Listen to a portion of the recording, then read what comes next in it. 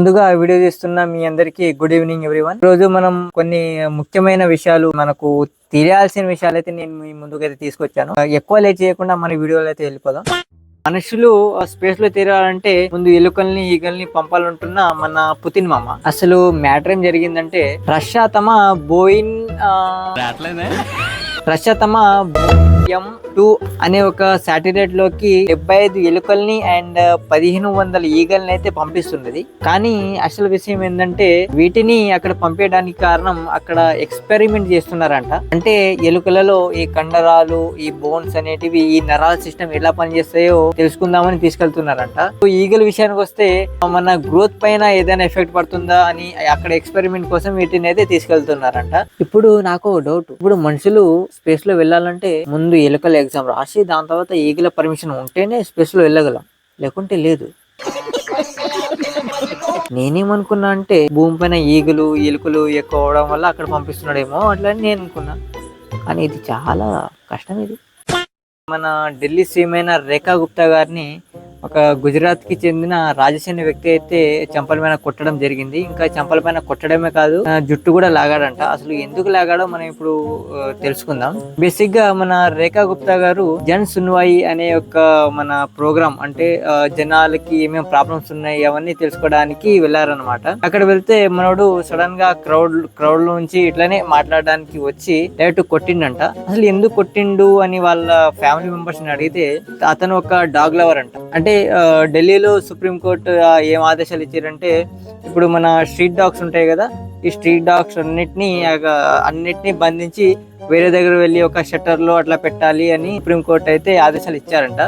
వాటన్నిటిని ఇట్లా పట్టుకెళ్తుంటే మనోడు డాగ్ లవర్ కాబట్టి అట్లా ఎందుకు పట్టుకెళ్తారని మన సీఎం నే కొట్టడానికి వచ్చిండంట. డైరెక్ట్ కొట్టేసిండు కూడా. పోలీసులు అతనైతే పట్టుకొని అటెంప్ట్ టు మర్డర్ అనే కేసు అతని పైన వేసారు అనమాట. డాగ్ లవర్ ఉండొచ్చు కానీ మరి అంత ఉండకూడదు, ఎందుకంటే ఆ డాగ్స్ వల్ల ప్రమాదం అని అక్కడ ప్రజలే గవర్నమెంట్ కి కంప్లైంట్ చేసారంట. అందుకే మన సుప్రీంకోర్టు ఇలా చెప్పడం జరిగింది. కానీ అది మనోడికి జీర్ణించుకోలేకపోయాడు, అందుకే డైరెక్ట్ వచ్చి కొట్టేశాడు అనమాట. మీకు అందరికీ తెలిసిన విషయమే, మన జగదీప్ ధన్కర్ గారు, మన వైస్ ప్రెసిడెంట్ అయిన జగదీప్ ధన్కర్ గారు రీసెంట్ గా రిజైన్ చేయడం అయితే జరిగింది. ఆ ప్లేస్ ని ఫుల్ఫిల్ చేయడానికి మన సౌత్ ఇండియా నుంచి ఇద్దరైతే పోటీ పడుతున్నారు. ఇందులో మన ఎన్డీఏ తరపున నుంచి మన సిపి రాధాకృష్ణన్ గారు తమిళనాడు నుంచి, అండ్ ఇండియా బ్లాక్ నుంచి బి సుదర్శన్ రెడ్డి మన తెలంగాణ స్టేట్ నుంచి. ఈ మన వచ్చే సెప్టెంబర్ 9th నాడు ఈ ఎలక్షన్ అయితే జరగబోతుంది. వీళ్ళిద్దరూ స్ట్రాంగ్ బ్యాక్గ్రౌండ్ ఉండడం వల్ల అసలు ఎవరు గెలుస్తారో కొంచెం ఆసక్తికరంగానే ఉన్నది. మీకు ఒక చిన్న డౌట్ అయితే రావచ్చు, ఎన్డీఏ చెప్తున్నాడు, ఈ ఇండియా బ్లాక్ అంటున్నాడు, అసలు ఈ రెండిటి అసలు తేడా అయింది అని మీకు ఒక డౌట్ రావచ్చు. దానికి నేను ఉన్నా కదా చెప్పడానికి. మీకు ఎన్డీఏ అంటే నేషనల్ డెమోక్రటిక్ ఏలియన్స్ అనమాట. ఇది మన బీజేపీ పార్టీ సొంతంగా ఇప్పుడు పవర్లో ఉన్న పార్టీకి ఇది పార్టీ అనేది ఇందులో ఉంటుంది అనమాట. అంటే మన ఇప్పుడు మోడీ గారు, ఇప్పుడు అమిత్ షా లాంటి పెద్ద మనిషి వాళ్ళు దీనికైతే బాస్ లాగా ఉంటారు అనమాట. ఇప్పుడు ఇండియా బ్లాక్ అంటే బీజేపీ కాకుండా వేరే ఏ పార్టీస్ అయితే ఉన్నాయో, అంటే ఇప్పుడు కాంగ్రెస్ కానీ, ఇప్పుడు ఏఏపీ కానీ, వేరే ఏ పార్టీస్ అయితే ఉన్నాయో ఈ అన్నిటి ఇండియా బ్లాక్లో అయితే ఉంటారు. అంటే ఇప్పుడు ఇండియా బ్లాక్ నుంచి ఒకళ్ళు, ఎన్డీఏ నుంచి ఒకళ్ళు అయితే నామినేషన్ అయితే ఇస్తున్నారు. సెప్టెంబర్ 9th నాడు ఎలక్షన్ ఉంటుంది కాబట్టి అప్పుడు మనం మెల్లగా తెలుసుకోవచ్చు అసలు మన వైస్ ప్రెసిడెంట్ ఎవరు అని. ఫైనల్గా ఈ బెట్టింగ్ పైన మన గవర్నమెంట్ అయితే ఒక సంచలన నిర్ణయం అయితే తీసుకున్నది. మన అశ్విని వైష్ణవ్ గారు లోక్సభలో ఒక బిల్ అయితే పాస్ చేశారు. అదే ఆన్లైన్ గేమింగ్ రెగ్యులేషన్ బిల్ అని ఇంట్రొడ్యూస్ చేశారు. అందరికీ తెలిసిన విషయం ఏంటంటే ఈ మన 2 తెలుగు రాష్ట్రాల్లో ఈ బెట్టింగ్ యాప్స్ పైన చాలా పెద్ద ఎత్తున గొడవలు అయితే జరిగినాయి. ఈ బిల్ ప్రకారం ఏదైతే మనం రియల్ మనీ పెట్టి మనం ఆడతామో ఆ ప్లాట్ఫామ్స్ అన్ని, ఏదైతే బెట్టింగ్ ప్లాట్ఫామ్స్ ఉన్నాయో, ఇప్పుడు పోకర్ కానీ, తీన్ పట్టి కానీ, ఏ బెట్టింగ్ ప్లాట్ఫామ్స్ ఏవైతే ఉన్నాయో అవన్నీ బ్యాన్ చేయాలని గవర్నమెంట్ అయితే చూస్తున్నది. దీన్ని అయితే మనం లోక్సభలో అయితే ప్రవేశపెట్టారు. ఇప్పుడు లోక్సభలో ఒక ఆమోదం పొందింది. ఇది లోక్సభ నుంచి నెక్స్ట్ రాజ్యసభకి అయితే వెళ్తుంది.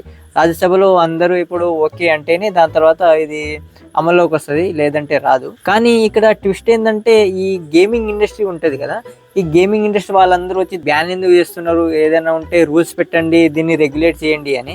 అసలు వాళ్ళు ఇట్లా ఎందుకు చెప్తున్నారంటే అంటే ఈ బెట్టింగ్లో ఎంత మనీ వస్తాయో దాంట్లో దాదాపుగా చాలా మనీ అయితే మన గవర్నమెంట్కి ట్యాక్స్ రూపంలో వెళ్తుంది అనమాట. వీటన్నిటిని బ్యాన్ చేసేస్తే గవర్నమెంట్కి కూడా చాలా లాస్ అని వాళ్ళు అంటున్నారు. ఒకవేళ ఎవరైనా ఇల్లీగల్గా ఈ బెట్టింగ్ యాప్స్ ఆడితే వాళ్ళకు 1 crore వరకు జరిమానా అండ్ 3 సంవత్సరాల వరకు జైలు శిక్ష అయితే వేస్తారు. ఇంకా ఎవరైనా మన ఇన్స్టాగ్రామ్లో ఈ సోకాల్డ్ ఇన్ఫ్లుయెన్సర్స్ ఎవరైనా ఈ బెట్టింగ్ యాప్స్ గురించి ప్రమోట్ చేస్తే వాళ్ళకు 2 years వరకు జైలు శిక్ష అండ్ 50 lakhs వరకు జరిమానా అయితే వేస్తారు. చూడాలి రాజ్యసభలో ఈ బిల్లుని ఆమోదం పొందుతారా లేదా అనేది. లాస్ట్కి చెప్పాలంటే ఈ వీడియోకి ఇంతే. నెక్స్ట్ వీడియో నుంచి ఇంకా చాలా ఇంప్రూవ్మెంట్స్ చాలా మంచిగా వస్తాయి అన్నమాట. అప్పుడు నేను రావాలంటే ఇప్పుడు మీరు ఈ ఛానల్ని సబ్స్క్రైబ్ అయితే చేసుకోవాలి. అసలే కొత్త ఛానల్, చాలా మోటివేషన్ అయితే ఉండాలి ఇప్పటి నుంచే. మీరు ఆ మోటివేషన్ నాకు ఇస్తారని మాత్రం నేను అనుకుంటున్నాను.